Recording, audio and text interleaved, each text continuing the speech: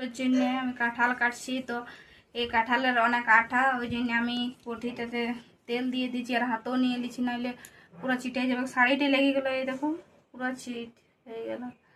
আর কাঁঠাল হবে, আলু পটলের তরকারি হবে, মানে গুগলু ওরা তো খাবে নাই, ওদেরকে দিব না, ছোটো বাচ্চাকে কাঁঠাল তরকারি, আর মাও খাবে নাই, তো ওদের জন্য পটল তরকারি হবে আর গিমা শাক ভাজা হবে, আমরা খাবো। মানে অনেক বাতুলও বটে কাঁঠালটা, তাও খাইতে ভালো লাগে, ওই জন্য খাই। এত হাড় কাটতেও পারছি না, আমার দ্বারাই হবে এটা কাটা, কে জানে, পারছি নি। ছুরিতে কাটা যাবে, কে জানে, বহুত হার্ড লাগছে, কাটতে পারছি না।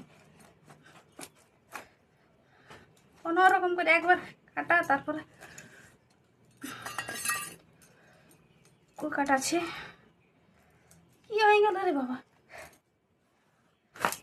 আমার শাড়িটা কাটাই গেল নাকি? আমার আঠা লাগে গেল শাড়িতে।